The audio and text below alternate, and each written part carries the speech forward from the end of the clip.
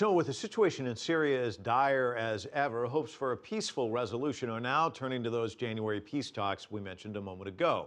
But with the government saying it won't cede any power, is there any hope of a peace agreement? I pose that question to Ivan Eland, director of the Center on Peace and Liberty.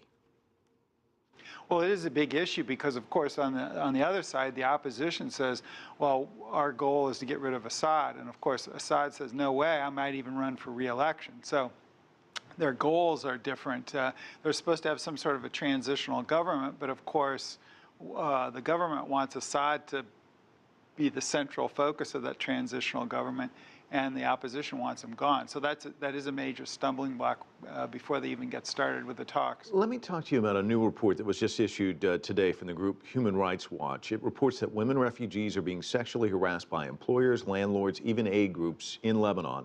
What would a peace deal mean for the refugees that are just kind of scattered throughout the region? Well, hopefully it would matter for the 9 million people that have been displaced, both internally and in the other countries. Hopefully that would mean that they would get to go back home, or what's left of their homes. But of course you have some of the homes that are destroyed. There's a lot of destruction. So of course that's not a panacea, but it would also help the aid groups get in there with aid that's not being reached, because a lot of these internally displaced people they can't be given aid because of the fighting, and so you have all these problems. So a peace deal would help out a lot. It wouldn't solve every problem. We've seen fits and starts before, where, well, there may be talks, then there's no talks. And I think this kind of gets to the heart of things. What are your thoughts about actually the conference itself starting on time, that there be a resolution? Do you think things are doomed before they even begin?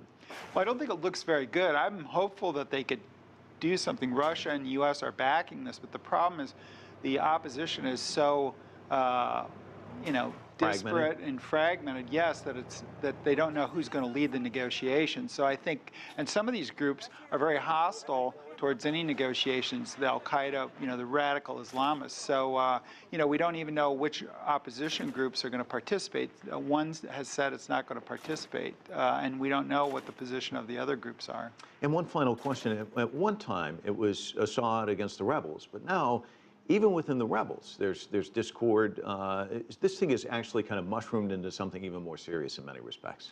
Well, the Al-Qaeda groups are going after the non-Al-Qaeda groups, and so there's internal fighting between the groups, and that there's been accusations that by the non-Al-Qaeda groups that the Al-Qaeda groups wait until the regime is attacking them, and then the Al-Qaeda groups also attack in other places, so they have to trying to shift troops around.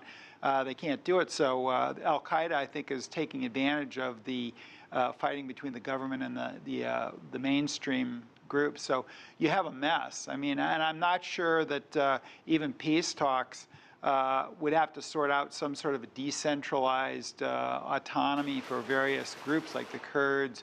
The regime could have, control part of Syria, because it only controls part of Syria and the non. But then you come down to what do you do about Al-Qaeda? So it's a really, even if you could get the other groups to agree, well, we're just going to run our own areas, the Al-Qaeda groups may not agree. And then the two Al-Qaeda groups don't even agree with each other. One is trying to overthrow the government. The other one is ISIS is trying to create an Islamic State with parts of Syria and Iraq. Ivan Eland, it is complicated. Thank you so much for coming in and talking to us. Appreciate it. Thank you.